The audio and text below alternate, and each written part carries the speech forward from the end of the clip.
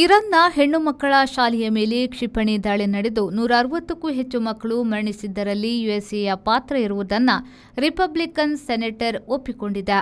Iran ಹೆಣ್ಣು ಮಕ್ಕಳ ಶಾಲೆಯ ಮೇಲೆ ದಾಳಿ ನಡೆಸಿ ಮಕ್ಕಳ ಸಾವಿಗೆ ಕಾರಣವಾದುದು ದೊಡ್ಡ ಪ್ರಮಾದ.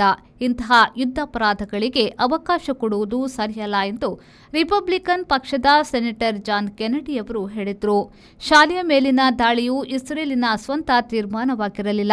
ಯುದ್ಧದಲ್ಲಿ ಪಾಲು ಪಡೆದಿರುವ ಅಮೆರಿಕದ ಸೇನೆಯ ಪಾತ್ರ ಅದರಲ್ಲಿ ಹೆಚ್ಚಿನದು ಎಂದು ಹೇಳಿದರು. ಯುಎಸ್ಎಯ ಮಿಲಿಟರಿ ತನಿಖಾಧಿಕಾರಿಗಳು ಕೂಡ ಇದು ಅಮೆರಿಕದ ಸೇನೆ ಮಾಡಿದ ಅತಿ ದೊಡ್ಡ ತಪ್ಪು ಎಂದು ಹೇಳಿದೆ. ರಷ್ಯಾದಂತಹ ದೇಶಗಳು ಇಂತಹ ತಪ್ಪನ್ನು ಮಾಡುತ್ತವೆ. ನಾವು ಉದ್ದೇಶಪೂರ್ವಕ ಶಾಲೆಯ ಮೇಲೆ ದಾಳಿ ಮಾಡಿಲ್ಲ ಎಂದು ಅಮೆರಿಕದ ಸೇನೆ ಹೇಳಿದ್ರೂ ಯಾರೂ ನಂಬುವುದಿಲ್ಲ. ತಪ್ಪು ನಡೆದಿದೆ.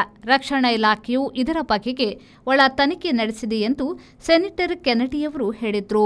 ಶಾಲಾ ಮಕ್ಕಳ ಸಾವಿಗೆ ಕಾರಣವಾದ ಈ ದಾಳಿಯ ಬಗೆಗೆ ಎಷ್ಟು ವಿಷಾದ ಪ್ರಕಟಿಸಿದ್ರೂ ಅದು ಕ್ಷಮಿಸಲು ಕಷ್ಟವಾಗುವುದು ತಪ್ಪು ಎಂದು ಅವರು ಹೇಳಿದರು.